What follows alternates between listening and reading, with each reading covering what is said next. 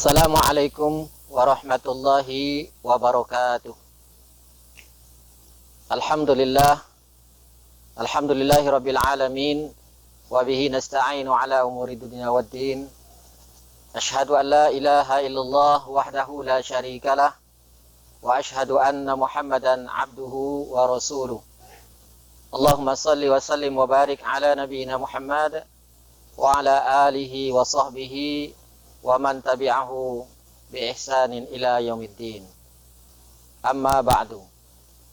Qala Allah Ta'ala fi kitabihil karim, a'udzu billahi minasy syaithanir rajim, wa la tubashiruhunna wa antum 'akifuna fil masajid. Shadaqallahul azim. Para pemirsa yang dirahmati Allah Subhanahu wa taala, alhamdulillah, segala puji dan rasa syukur mari kita hadirkan hati kita ke hadirat Allah Subhanahu wa taala yang telah mempertemukan kita dengan satu bulan yang mulia, bulan yang penuh dengan keberkahan, bulan dilipat gandakannya pahala sehingga kita bisa memaksimalkan amal ibadah kita di dalamnya.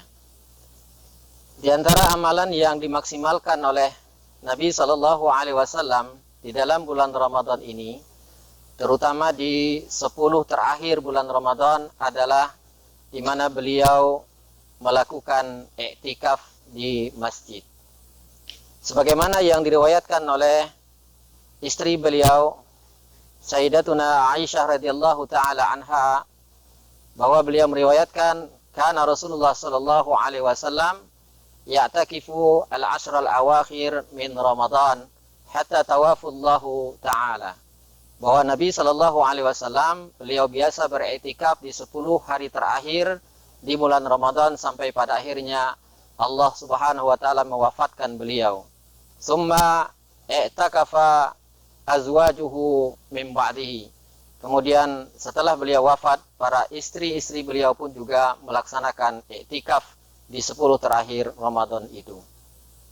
Para pemirsa yang dirahmati Allah Subhanahu wa taala, ayat yang secara khusus menjelaskan tentang iktikaf di dalam bulan Ramadan ini terdapat di dalam firman Allah Subhanahu wa taala surat Al-Baqarah ayat 187.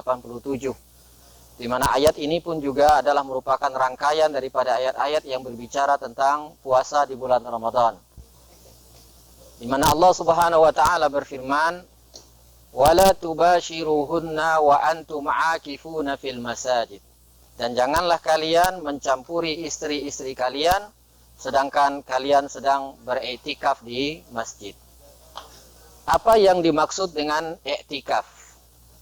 Secara bahasa, iktikaf artinya adalah luzumu syai'in au wahabsun nafsi khairan kana am syarran. Iktikaf itu adalah melazimkan sesuatu atau nongkrong di sesuatu itu dan mengikat diri dengannya, apakah itu berbentuk kebaikan ataukah itu berbentuk keburukan.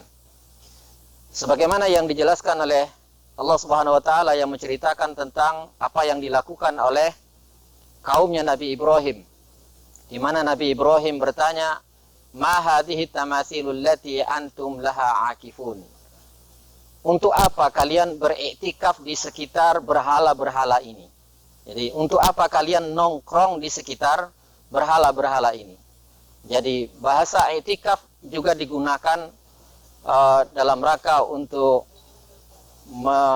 menetap atau tinggal di sekitar berhala.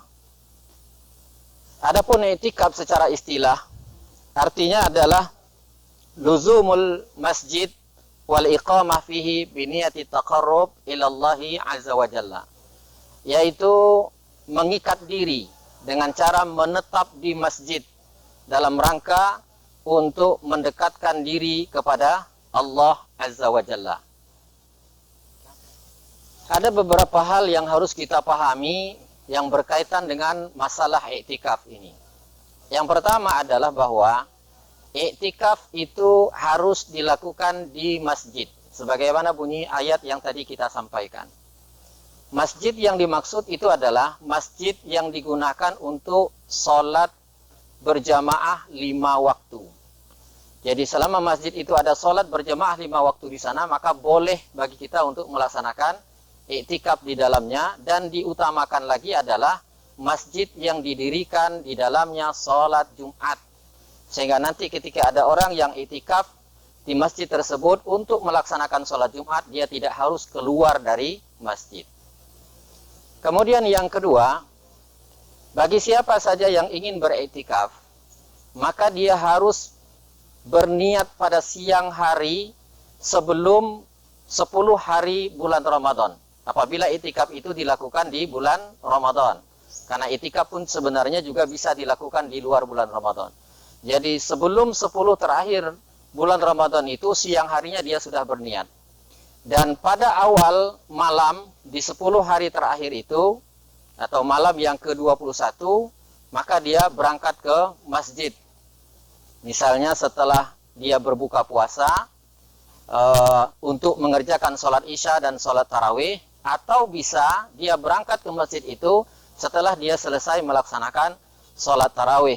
Lalu dia menetap di masjid itu, keluarnya lagi dari masjid itu adalah setelah hari terakhir atau terbenamnya matahari di hari terakhir di bulan Ramadan.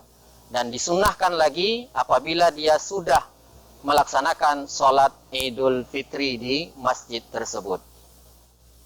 Yang ketiga, hal yang perlu diperhatikan bagi orang yang beriktikaf adalah bahwa selama dia beriktikaf, dia hanya fokus untuk melakukan hal-hal yang sifatnya ibadah.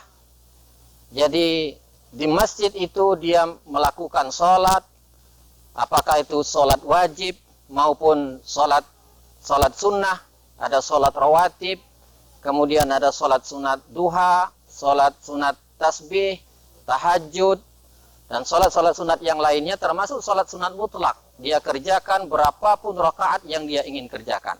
Dan apabila dia telah selesai dengan melaksanakan sholat sunat misalnya, lalu dilanjutkan lagi dengan tilawah Al-Quran sebanyak-banyaknya.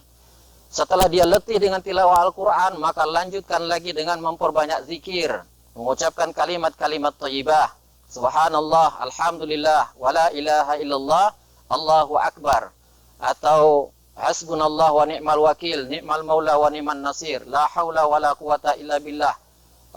Kemudian dengan membaca salawat sebanyak-banyaknya. Kemudian bisa juga dia lanjutkan dengan tadabbur Al-Quran, dengan mempelajari ayat-ayat Al-Quran, membaca buku-buku agama. Yang jelas bahwa selama iktikaf yang dilakukan hanya ibadah, ibadah, ibadah. Maka tidaklah layak kiranya bagi orang yang beriktikaf tapi masih sempat bawa HP, masih sempat main WA-an, gitu. Masih sempat main kirim WK sama kawannya. Apalagi masih melakukan jualan online misalnya. Nah, ini sesuatu yang tidak layak tentunya dilakukan oleh orang yang sedang beriktikaf. Selain daripada itu, bahwa orang yang beriktikaf masih berpeluang bagi dia untuk keluar dari masjid apabila hal itu dianggap darurat. Sesuatu yang memang tidak bisa dia tinggalkan. Contohnya adalah ketika dia ingin buang air. Maka boleh dia keluar dari masjid, tapi hanya untuk buang air saja. Tidak boleh dia menghabiskan waktunya untuk hal-hal yang lain. Atau untuk membeli makanan dan minuman apabila di masjid itu tidak disiapkan makanan atau tidak ada yang mengantar. Maka boleh dia keluar hanya untuk kebutuhan itu saja. Dan setelah itu dia harus kembali lagi ke masjid. Selama itu darurat, maka dia boleh keluar dari masjid. Para pemirsa yang dirahmati Allah Subhanahu wa ta'ala. Selanjutnya, bagi orang yang beriktikaf agar dia lebih fokus dalam melaksanakan ibadah di masjid, sesungguhnya dia dibolehkan untuk membuat ada tempat khusus dari bagian masjid itu sebagai tempat bagi dia untuk beriktikaf. Sejenis ada kemah atau tenda khusus bagi dia. Dan ini pun juga tentunya harus berkomunikasi dengan pengurus masjid selagi itu tidak mengganggu kenyamanan orang yang beribadah dan orang yang lalu lalang di masjid tersebut. Sebagaimana yang pernah dilakukan oleh Nabi Shallallahu Alaihi Wasallam, bahwa Amir meriwayatkan bahwa Abdullah ibnu Umar pernah menunjukkan kepadaku ada satu tempat dari bagian masjid itu yang biasa digunakan oleh Nabi Shallallahu Alaihi Wasallam untuk melaksanakan iktikaf. Kemudian yang terakhir yang perlu diperhatikan bagi orang yang melakukan iktikaf adalah bahwa bagi kaum wanita dia dibolehkan untuk melakukan iktikaf, dan tentunya dengan persyaratan apabila dia sudah punya suami maka dia harus mendapatkan izin dari suaminya terlebih dahulu supaya hak-hak suaminya itu tidak terganggu. Tapi bagi yang belum punya suami, tidak usah maksa harus minta izin sama suami orang lain. Dan akan lebih baik lagi kalau seandainya yang beriktikaf itu memang suami dan istri, sehingga masing-masing merasakan kenyamanan ketika melakukan iktikaf. Kemudian wanita yang beriktikaf haruslah berada dalam kondisi suci, tidak dalam kondisi haid pun juga tidak dalam kondisi nifas. Kemudian yang terakhir, bagi wanita yang beriktikaf maka dia harus terjamin terhindar dari fitnah. Terhindar dari fitnah yang dimaksud adalah jangan sampai dia menjadi pusat perhatian dari jamaah kaum laki-laki yang melakukan iktikaf di masjid tersebut. Para pemirsa yang dirahmati Allah Subhanahu wa taala, inilah beberapa hal di antara yang perlu diperhatikan oleh bagi siapa saja yang ingin melakukan iktikaf. Inilah idealnya cara beriktikaf sebagaimana yang dicontohkan oleh Nabi Shallallahu Alaihi Wasallam. Adapun yang berlaku di kebanyakan di tengah-tengah masyarakat kita atau yang sering kita praktekkan, sebenarnya belumlah bisa disebut dengan iktikaf secara sempurna, tetapi ini adalah merupakan baru semi iktikaf. Kadang kita malamnya kita ke masjid, lalu siangnya kita masih disibukkan dengan kesibukan-kesibukan dunia yang lainnya. Tapi walau bagaimanapun ini adalah merupakan sebuah kebaikan, karena selagi orang tersebut masih berurusan dengan masjid, berkaitan dengan masjid, insya Allah akan banyak nilai-nilai kebaikan yang didapatkan di dalamnya. Dan bahkan Nabi Shallallahu Alaihi Wasallam menyebutkan dalam sabdanya bahwa di antara salah satu orang yang nanti pada hari kiamat akan mendapatkan perlindungan langsung dari Allah Subhanahu Wa Taala itu adalah orang-orang yang hatinya terpaut dengan masjid. Para pemirsa yang dirahmati Allah Subhanahu Wa Taala, demikian yang bisa disampaikan. Mudah-mudahan ada manfaat yang bisa kita ambil. Lebih dan kurang mohon dimaafkan. Subhanakallahumma wa bihamdika asyhadu an la ilaha illa anta astaghfiruka wa atubu ilaik. Wabillahi taufiq wal hidayah.